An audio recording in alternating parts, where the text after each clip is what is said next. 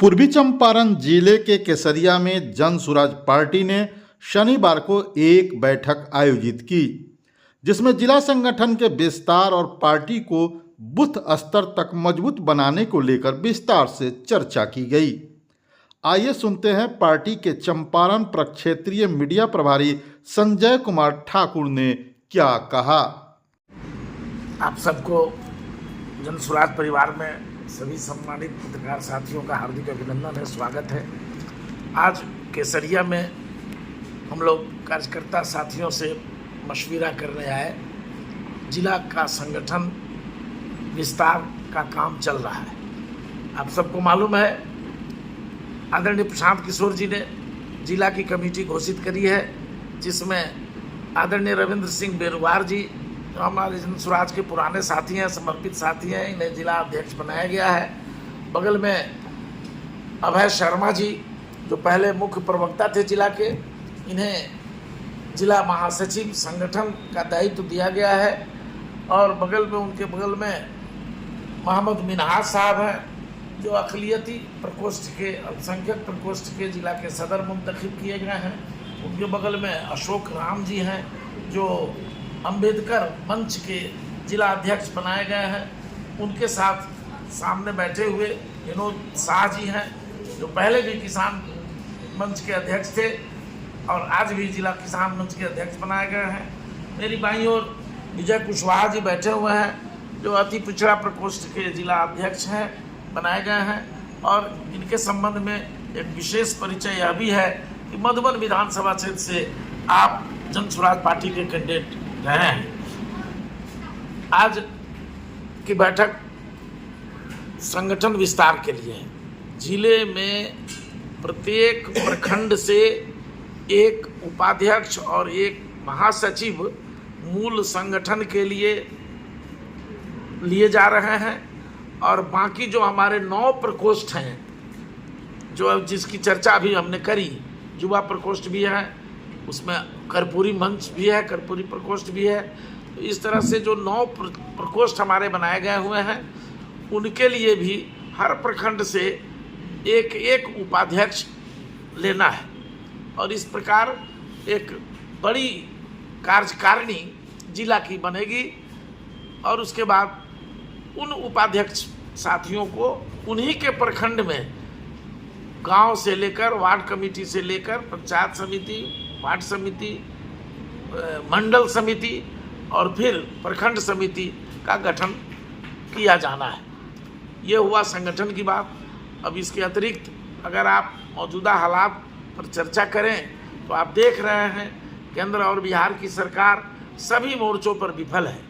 जन सुराज ने, आदरणीय प्रशांत किशोर जी ने पहले ही चुनाव के दौरान घोषणा करी थी कि मुख्यमंत्री का चेहरा बनाया गया है नीतीश कुमार को, चुनाव के बाद इन्हें हटाया जाएगा और भारतीय जनता पार्टी दिल्ली से रिमोट कंट्रोल पर बिहार की सरकार चलाने के लिए अपने प्रतिनिधि को मुख्यमंत्री बनाएगा। ये खेला हो रहा है। कैसा खेला है ये आप सब लोग परिचित हैं। वोट मांगा गया नीतीश कुमार के चेहरे पर और राजनीति भारतीय जनता पार्टी अपने को आगे बढ़ाने के लिए, अपने मुख्यमंत्री बनाने के लिए कर रही है। तो ये बिहार के हालात से आप परिचित हैं। देश में जो स्थिति है उससे आप वाकिफ ही हैं कि किस तरह से आज आज़ादी के बाद से लेकर अभी तक गुजरात का एक गांधी जो ब्रितानी हुकूमत से संघर्ष किया, उसके खिलाफ झुका नहीं और उसके खिलाफ जमकर देश में जन जागरण का काम करके महात्मा गांधी ने हिंदुस्तान को आज़ादी दिलाने का काम किया। और एक आज गुजरात का एक आदमी देश को गुलामी की ओर ले जा रहा है और अमेरिका के डोनाल्ड ट्रंप के इशारे पर देश को गिरवी रखने की तैयारी कर रहा है, देश को उनके इशारे पर चलाने का काम कर रहा है। इसकी जन सुराज कड़ी भर्त्सना करती है, कड़ी निंदा करती है। भारत को झुकाने वाले नेतृत्व से देश को बचाने की आवश्यकता है। ये स्थिति बनी हुई है। तो ये गैस सिलेंडर का भी जो किल्लत है, इस पर क्या कुछ आप कहना चाहते हैं? गैस सिलेंडर का ये किल्लत केवल युद्ध के चलते है, मैं ऐसा नहीं मानता। यदि भारत सरकार को इंटेलिजेंस स्ट्रांग है भारत सरकार के प्रधानमंत्री बहुत सशक्त थे, तो इनको कैसे सूचना नहीं मिली कि ईरान और अमेरिका में लटपट चल रहा है, किसी दिन बमबारी शुरू हो जाएगी? हमारा इंटेलिजेंस क्यों फेलियर हुआ?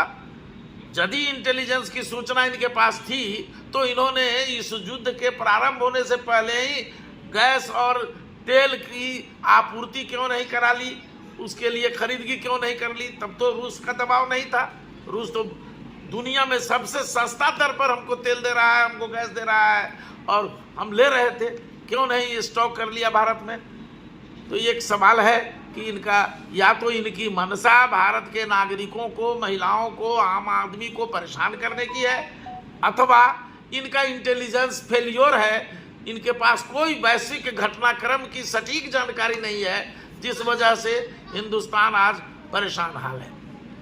अच्छा, बिहार में करारी हार के बाद आपके पार्टी का बीच में ये आपका जो भंग कर दी गया कमेटी भंग करने का क्या मतलब उद्देश्य था?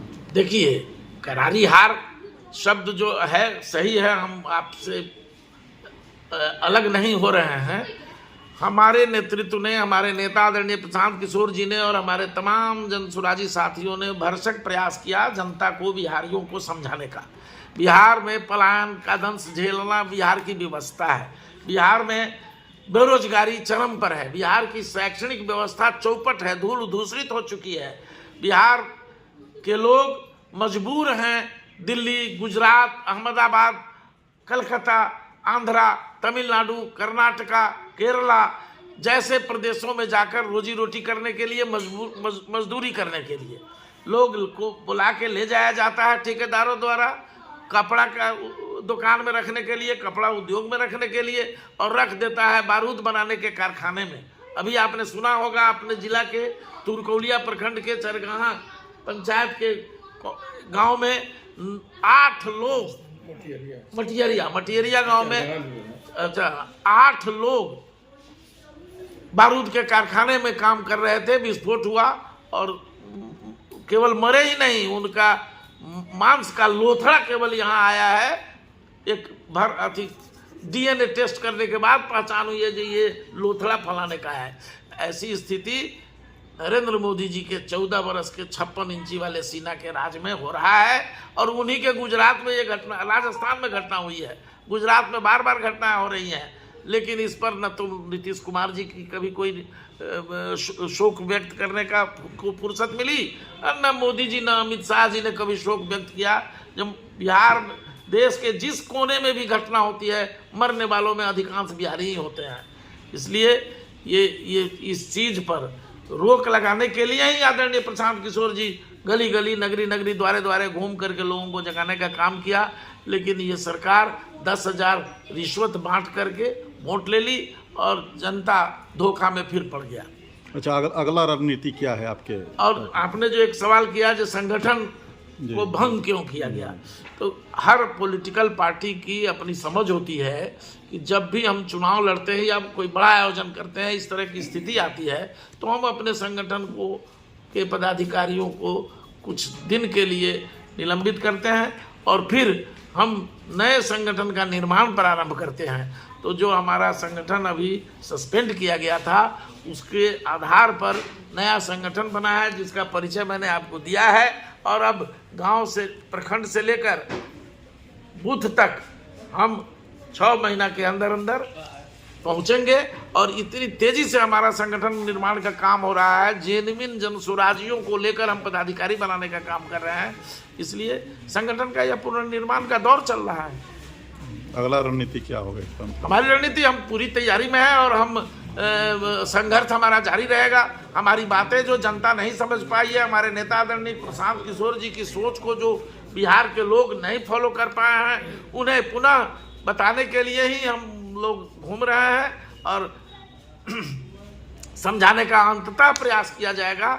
आदरणीय प्रशांत किशोर जी बार बार आएंगे जिलों में, प्रखंडों में, जहां जैसी जरूरत पड़ेगी, और लोगों को फिर से जगाने का अभियान चल रहा है। इसी कड़ी में संगठन का पुनर्निर्माण है। अच्छा, परिचय बता दीजिए आप। मेरा नाम संजय कुमार ठाकुर है। मैं वर्तमान में चंपारण परिक्षेत्रीय मीडिया प्रभारी का दायित्व निर्वहन कर रहा हूं जनसुराज पार्टी में।